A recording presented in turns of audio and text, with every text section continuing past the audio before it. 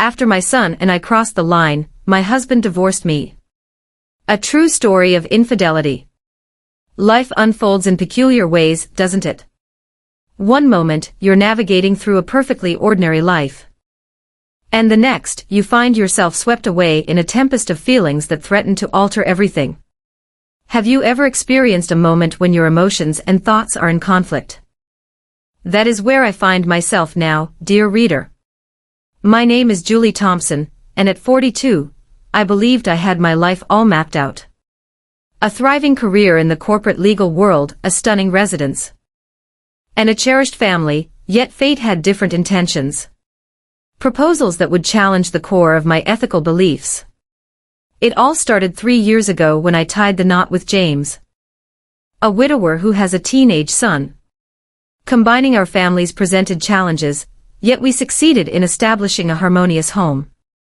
At least, that's what I believed until that pivotal summer day when everything transformed. That summer, the heat appeared to infiltrate every nook of our home, ushering in an unforeseen tension. My stepson, Levi, had just turned 18, and I couldn't help but observe how he had matured into a young man. The combination of his father's strong jawline and gentle demeanor made him truly distinctive. I caught myself sneaking looks at him, my heart pounding each time our gazes locked. On a particularly sweltering afternoon, I found myself working from home. The house lay in stillness, with James occupied at work and Levi thought to be out with friends. I chose to pause for a moment and refresh myself with a quick shower. As I emerged from the bathroom, clad only in a towel, I unexpectedly bumped into Levi in the hallway. My towel slipped and for a breathless moment, I found myself standing there, utterly exposed. His eyes widened, a blend of astonishment and an elusive emotion dancing across his features. I swiftly grabbed the towel, my cheeks aflame. "I deeply apologize," I stammered. I believed I was by myself. Levi muttered an apology and rushed by me. That night, the image of Levi's face lingered in my thoughts, refusing to fade away. The way he gazed at me awakened a profound feeling inside. One I was aware I ought to keep hidden. Days morphed into weeks, and I became acutely aware of Levi's presence.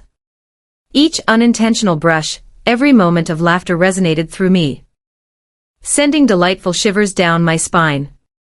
I began to craft justifications for spending more time at home, convincing myself it was to become a better stepmother, yet deep down, I was aware of the true motivation.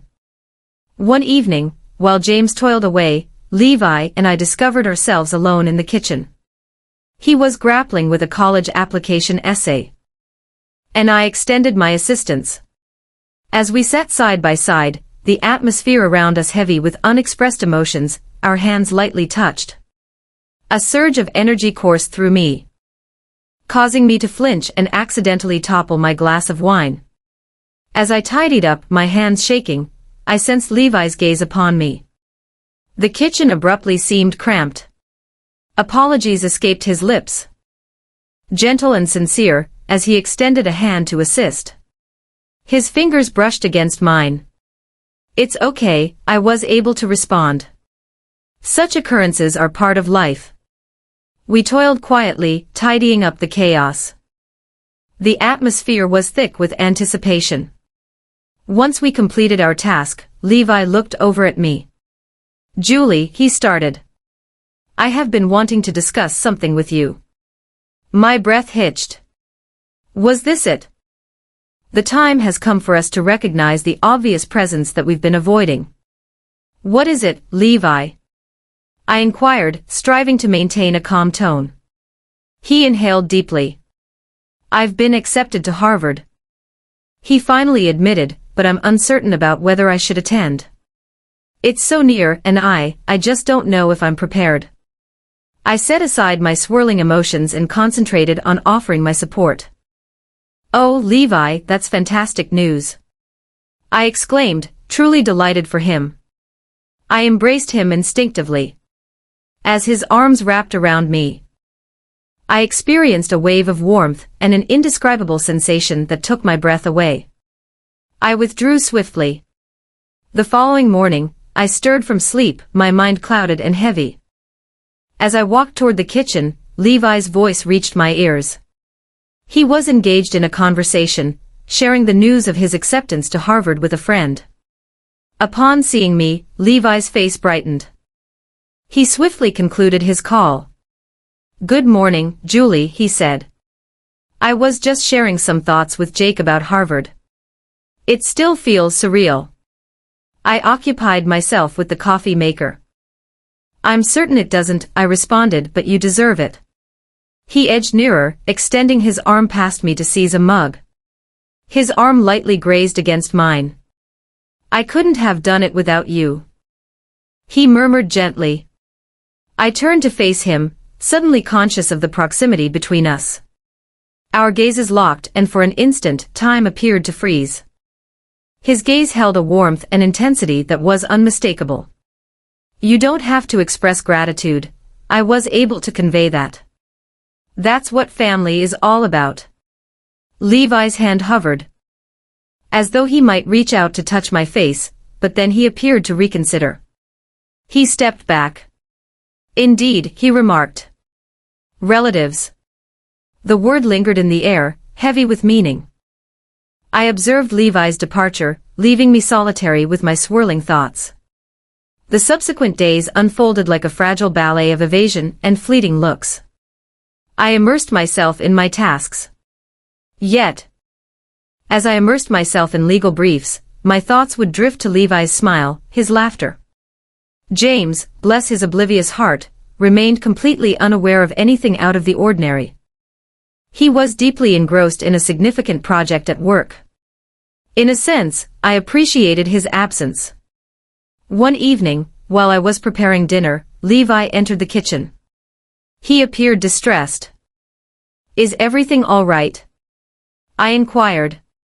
He rested against the counter. "I don't know," he confessed. "I've been reflecting deeply on Harvard and the prospect of departing from home." I set aside the knife I had been using. With a flicker of doubt, Levi raked his fingers through his hair. "Not quite, but I do want to go." He trailed off, his eyes locking onto mine with a fierce intensity that left me breathless. "I have concerns about what I may be leaving in my wake." The atmosphere surrounding us appeared to grow denser. I realized I ought to express something comforting. Yet, the words lodged in my throat as Levi moved a step nearer. "Julie," he murmured, his voice barely above a whisper. "I'm curious. Have you experienced it as well? This bond we share?" My heart raced. "Levi," I murmured. "Is it not possible?" "We are aware that it's not possible." He advanced another step forward. "I understand we shouldn't," he whispered. "However, that doesn't alter my emotions or my belief about your feelings as well." I shut my eyes. When I opened them again, Levi's face was mere inches from mine. "This is not right," I whispered, even as I sensed myself leaning closer to him. Levi's hand gently rose to cradle my cheek. "Then why does it seem so perfect?" At that moment, I realized I stood at a pivotal junction. One path led to safety, to the life I had crafted with James. The other guided into unexplored realms. As Levi's lips lingered just inches from mine, I made my decision. My hands shook as softly nudged Levi aside. "We can't," I whispered. "Levi, we simply cannot."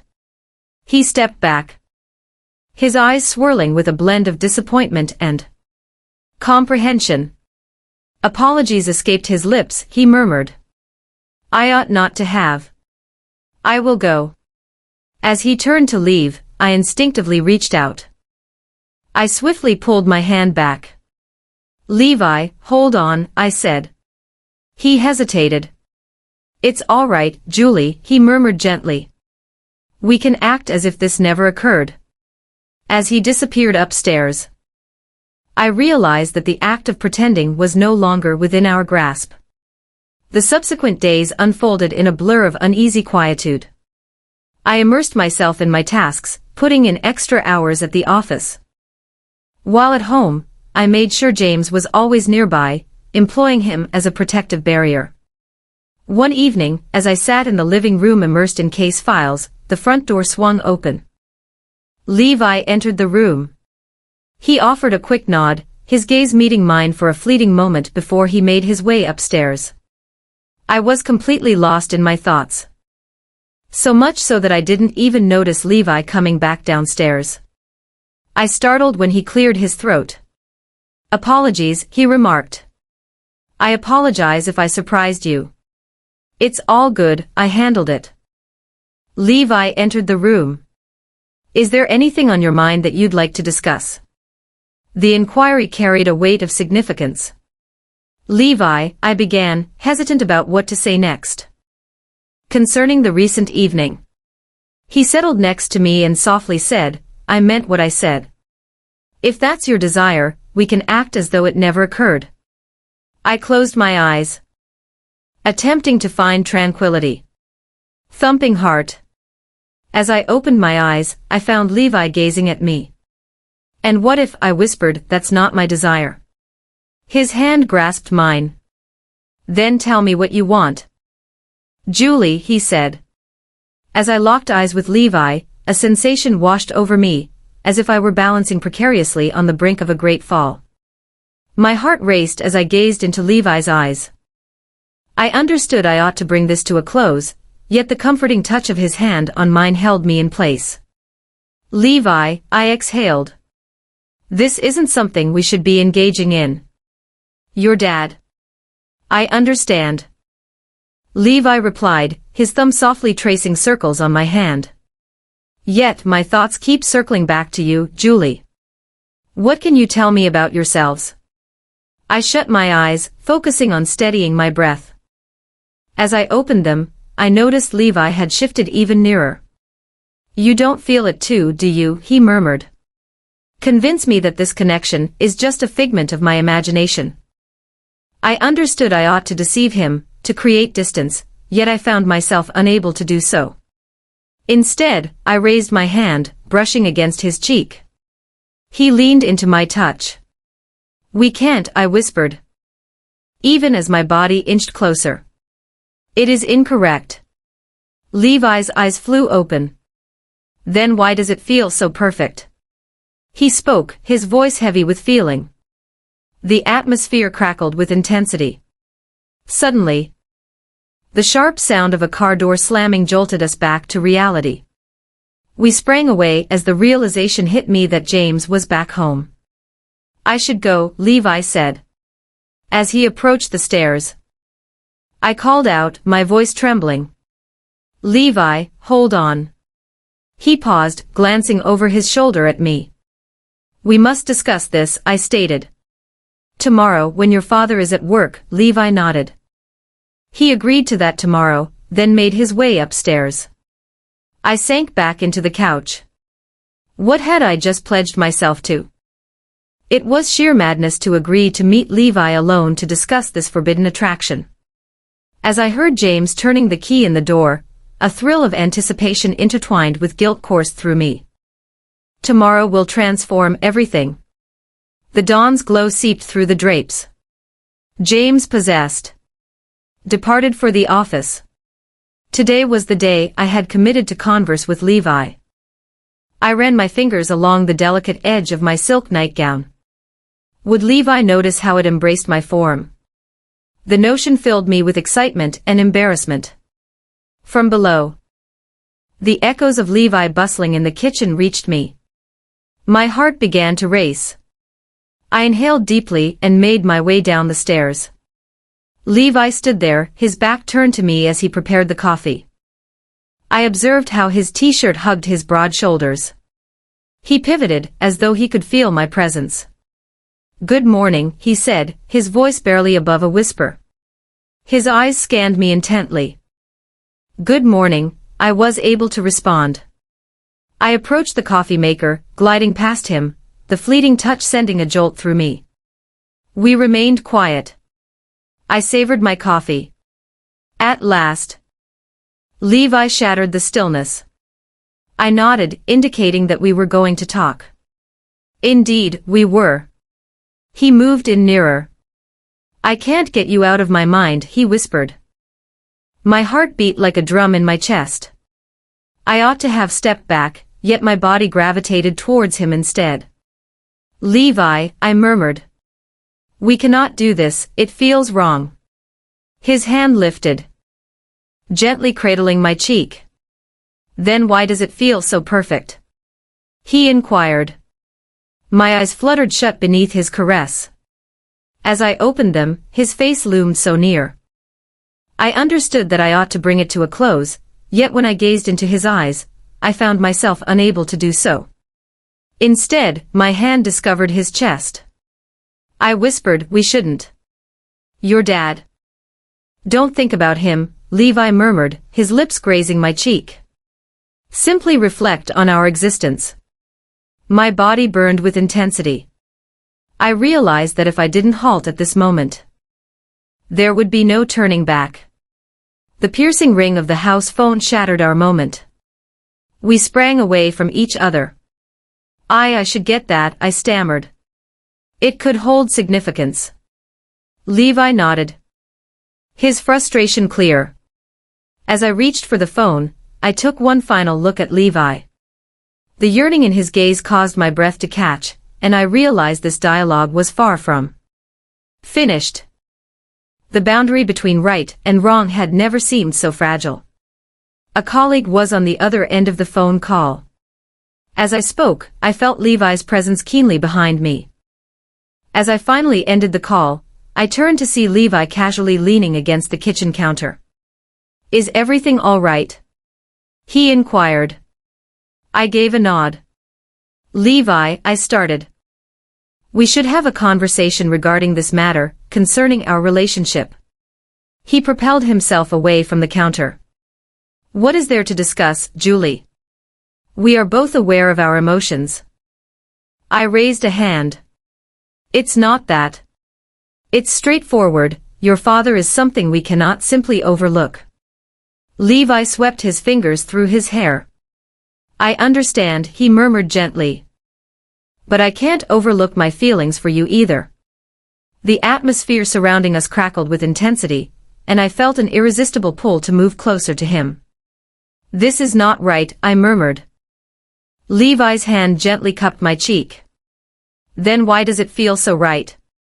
He whispered softly. I shut my eyes, surrendering to his caress. When I opened them again, Levi's face was just inches away from mine. Time appeared to freeze. Just as I sensed myself starting to surrender, the sharp sound of a car door slamming shattered the enchantment. We separated suddenly as it dawned on me that James must have returned home early. This must come to an end, I whispered fiercely. We can't continue with this any longer. Levi's gaze seethed with fervor. You can't deny what's between us forever, Julie, he said softly. Eventually, we will need to confront it. As James's footsteps echoed on the stairs, Levi swiftly withdrew to his room, leaving me solitary in the kitchen. I realized he was correct. We couldn't continue in this manner indefinitely. Something had to change. And I worried that when it did, our family would be forever altered. The days that followed were a torment. Every time I found myself in the same room as Levi, the atmosphere buzzed with stress. I attempted to maintain my distance, yet in our common dwelling, evasion proved to be in vain. One afternoon, as I was folding laundry, I heard Levi coming down the stairs. My body tensed as he entered, his t-shirt still damp from a shower. Do you need any help? He inquired. I shook my head. I focused on the laundry, but as I reached into the basket, my hand accidentally brushed against his. The contact surged through me like an electric shock. Levi's hand lingered, his fingers gently tracing mine. Julie, he whispered. We can no longer maintain the illusion that nothing occurred. I lifted my eyes, locking onto his gaze. We must, I murmured, for your father's sake. He moved in nearer. And what about us? He inquired. Shouldn't we be given an opportunity? My eyes fluttered shut beneath his caress. At that moment, the sound of a car in the driveway shattered the stillness. We sprang away as the realization hit me. James found himself at home unexpectedly. As James' car vanished, a knot of unease formed in my stomach. Once more, it was just Levi and me. And the atmosphere crackled with tension. The gentle click of his door opening sent a shiver through me. His footsteps on the stairs were deliberate. I clutched the kitchen counter. "Good morning." Levi's voice emerged from behind me. I glanced over to find him wearing only loose pajama bottoms, his chest exposed. "Good morning," I whispered. As Levi drew near, I retreated until I found myself pressed against the counter. He positioned his hands on either side of me, effectively trapping me. "Julie," Levi whispered. "We can't continue like this. Acting as if there's nothing connecting us." I shut my gaze. "Levi," I implored softly. "We are unable to, your father." "Don't think about him," he said, one hand gently cradling my cheek. "Take a moment to reflect on your desires." As I opened my eyes, I found myself locked in his gaze. My hands lay gently on his chest. "What I desire is irrelevant," I exhaled. "This isn't something we can accomplish." His other hand discovered my waist. "Then why does it feel so right?" he reflected. I understood I ought to step back, yet as Levi drew closer, I felt myself tilting my head upward. The piercing sound of my cell phone shattered our reverie. We parted ways. I picked up my phone, noticing James' name on the screen. As I answered the call, my gaze met Levi's with intensity. "Greetings," I responded. "Absolutely, James, I get it, we will. We'll have a conversation once you're back home." After ending the call, I allowed my hand to drop. Levi observed me. "What is it?" he inquired. I gazed at him. "Your father," I whispered softly. "He claims he'll be home early. He mentions that a conversation is necessary." The house stood in an unsettling hush. I stood in the kitchen, the fabric of my robe clinging uncomfortably to my skin. I heard Levi's footsteps echoing on the stairs. "Julie," he spoke, his voice barely above a whisper. "Levi," I murmured in response. "We really shouldn't, your father will be back any moment now." Still, I felt an undeniable pull towards him. He moved closer. He admitted, "I can't stop thinking about you." My breath caught as his hand. He brushed a strand of hair aside, his fingers lingering gently. I ought to have pulled away. Yet I found myself leaning into his touch. "This is incorrect," I murmured. "Then why does it feel so right?" he retorted. The ambience crackled with energy. Just as our lips were about to meet, the jarring sound of a car door slamming shattered the moment. We sprang away from each other. "James," I breathed out. "He has returned home." Levi raked a frustrated hand through his hair. "This isn't over," he declared. The sound of keys in the lock resonated like a countdown. We shared one final moment. A gaze filled with yearning. With each step James took, the air thickened with the weight of an impending choice. The confrontation was unavoidable, as I heard the sound of James's key turning in the lock. A peculiar tranquility enveloped me. Whatever unfolded next, I understood I could no longer sustain this deception. His typical cheerful demeanor overshadowed by a serious expression I had seldom witnessed. "Julie, we need to talk," he said, his voice lacking its usual warmth. "It revolves around Levi." My heart plummeted. Had he somehow uncovered our hidden truth, or was this related to something completely different? I trailed behind James into the living room, my palms damp with anxiety. My heart is racing. Levi was absent, probably having withdrawn to his room. What is it, James? I inquired, making an effort to maintain a calm tone. He turned to face me, his eyes brimming with a blend of pain and bewilderment. He began with a call from Levi's friend, Jake. He mentioned that Levi has been behaving aloof recently, seeming withdrawn, and that he's contemplating postponing his plans for Harvard. A sense of relief enveloped me, swiftly succeeded by a new surge of guilt. This wasn't merely about our forbidden attraction. It was intertwined in a deeper way. Levi's internal conflict, his battle with his emotions for me, was impacting his future. I had no idea, I said, the words echoing emptily even to my own ears.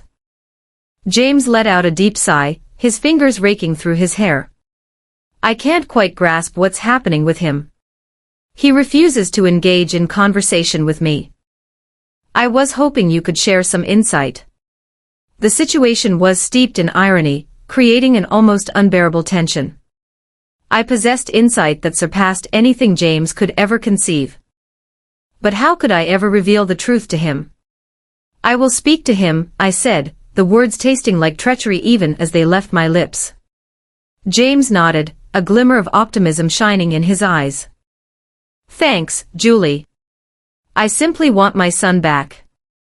As James exited the room, I collapsed onto the sofa, my thoughts swirling in a chaotic dance.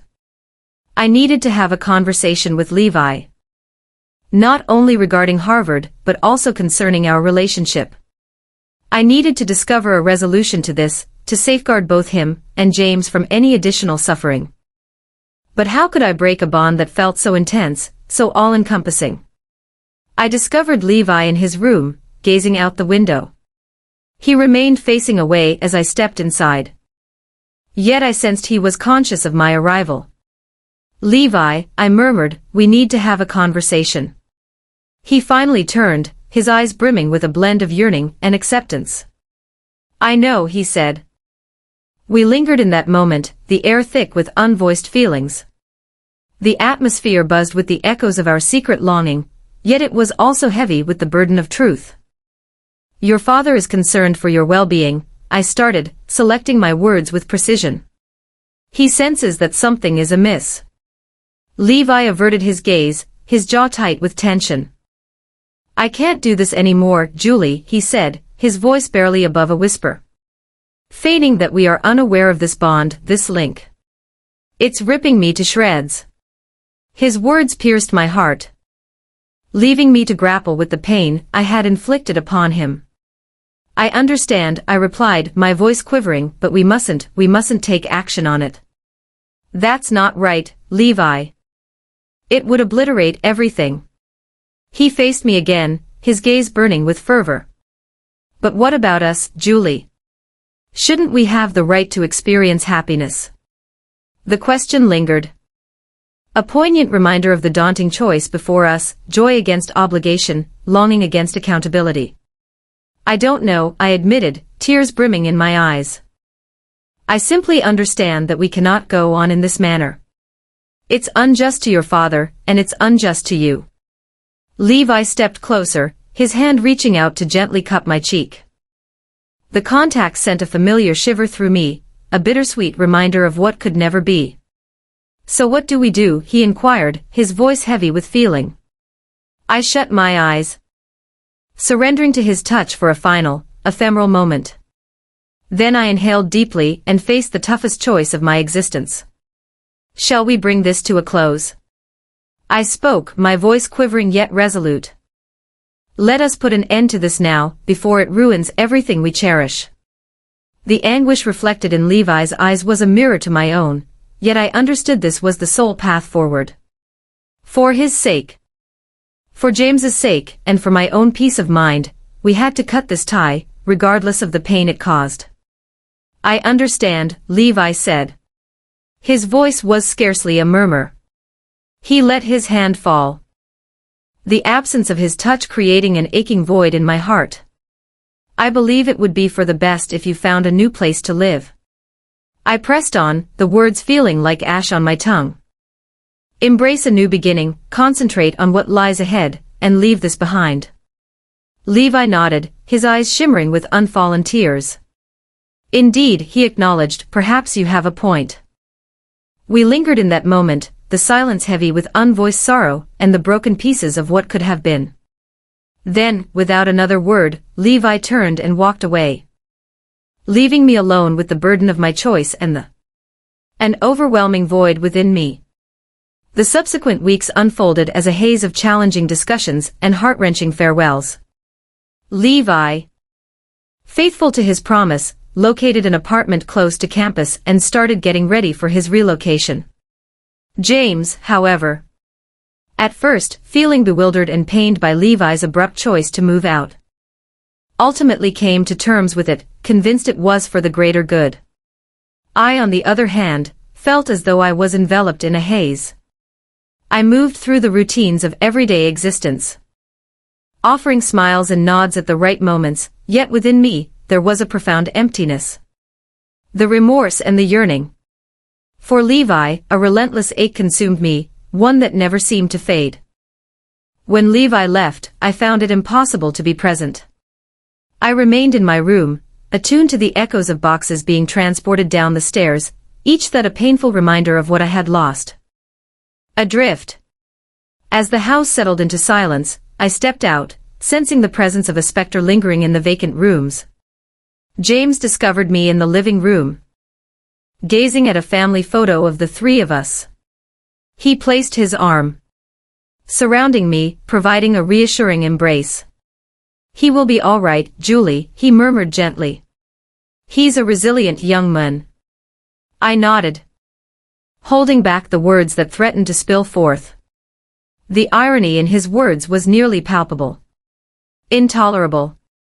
He believed he was offering me solace regarding Levi's departure, yet in truth, I was grieving the absence of something deeply significant, something I could never reveal to him. As the weeks transformed into months, I endeavored to let go. I immersed myself in my work, taking on additional cases and putting in long hours. I endeavored to be the most devoted partner to James, seeking to make amends for my past mistakes in any way possible. Yet nothing appeared to bridge the emptiness that Levi had created.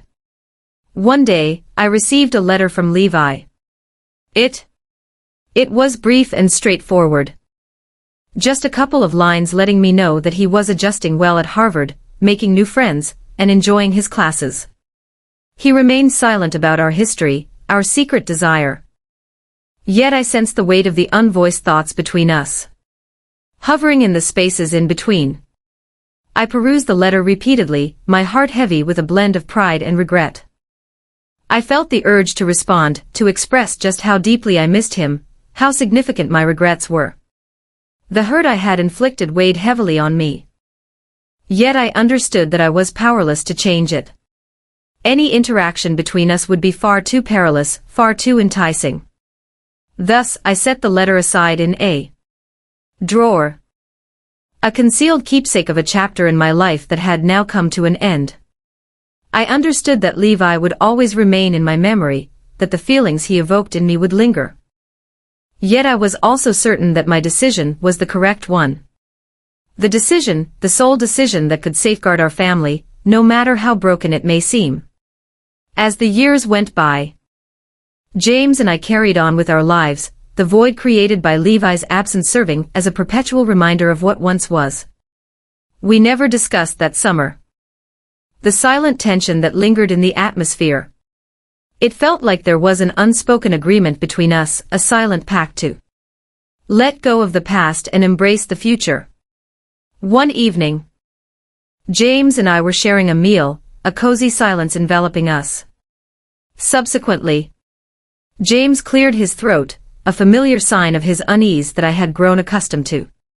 "Julie," he started, his gaze locking onto mine with a fervor that sent my heart racing. "I have something important to share with you, something I should have expressed long ago." My breath caught in my throat. Was he finally going to address the issue with me regarding Levi? Had he somehow uncovered our secret, despite all my attempts to hide it? "What is it, James?" I inquired, my tone just a soft murmur. "What is it, James?" I inquired, my voice scarcely rising above a whisper. He inhaled deeply, his hand stretching out my hand to shield my own. "I have been seeing someone," he admitted, his voice laced with a blend of remorse and liberation. "For the last several years, indeed. Ever since things started to feel different between us, my world tilted on its axis." Axis? James, my dependable and trustworthy James, had been involved in an affair. The situation was filled with irony. Nearly absurd, if it weren't so tragic. I just can't find the words," I stammered, my thoughts swirling in confusion. He grasped my hand, his eyes brimming with a sorrow that reflected my own. "My apologies, Julie, I never intended to cause you pain." But I felt adrift, as if we were slowly separating, and I was at a loss for how to mend it. His words struck me with the force of a tangible impact. He was correct. We had been slowly drifting apart ever since that summer with Levy. Yet, I had become so engulfed in my own guilt and yearning that I failed to see the impact it was having on James. "It belongs to me." "Fault," I uttered, the words lingering like ash on my tongue. "I distanced myself from you. I haven't been a good partner." James shook his head. "No, Julie, it's not your fault. It's both of our faults. We ceased our communication, ceased. In the act of connecting, I discovered that bond with another person. We lingered in that moment. The stillness heavy with unvoiced sorrow and remorse. The truth, long concealed, was finally revealed, and it shattered our world in ways I could never have envisioned." What occurs next?" I inquired, my voice quivering. James let out a deep sigh, his fingers raking through his hair. "I don't know," he admitted. "I require a moment to reflect to determine what I truly desire." I nodded, recognizing his desire for solitude. I required time as well, time to absorb this new reality, to reconcile with the truth that my marriage, the bedrock of my existence, was disintegrating before my eyes. As James departed the room, I remained seated, enveloped in a sense of isolation, more adrift and bewildered than I had ever felt. The meticulously crafted exterior I had upheld for ages had at last shattered, exposing the chaotic, intricate reality hidden underneath. The ensuing weeks unfolded in a haze of tense dialogues, heartfelt revelations, and in the end, the agonizing choice to part ways. James departed, leaving me solitary in the dwelling that had once been our sanctuary. The divorce unfolded with a sense of mutual understanding, yet it left me feeling hollowed out, stripped bare. I had lost not only my husband, but also the dream of the flawless life I had meticulously crafted. I gathered my things, making the choice to depart from Boston and begin anew in a different place. While sifting through old photographs, I stumbled upon an image of Levi, captured during that unforgettable summer. His smiling face, brimming with hope and promise, stirred a new wave of tears in my eyes. I realized I couldn't hold onto the photo. It served as a reminder of a past I needed to move on from, a chapter in my life that was definitively closed. Yet, I found it impossible to part with it as well. I carefully tucked the photo into an envelope, accompanied by a brief note. "Levi," I penned, "I apologize for all that has transpired. I wish you joy in every journey life presents to you." I sent the envelope to his last known address, fully aware that it was improbable he would ever get it. Yet it represented a meaningful act. A method of releasing the past and ultimately progressing forward. I departed from Boston, resolute in my decision to forge a new existence, one unburdened by the shadows of my previous errors. I discovered a quaint apartment nestled in a serene coastal town, distant from all that was familiar and everyone I had ever known. I wandered along the shore, attuned to the rhythm of the waves. And gradually, with great effort, I began to reconstruct my sense of self. I embarked on a new journey, applying my legal expertise to assist those who require support. I forged new friendships and established fresh connections, yet the lessons I learned, the pain I inflicted, and the love I lost remain etched in my memory.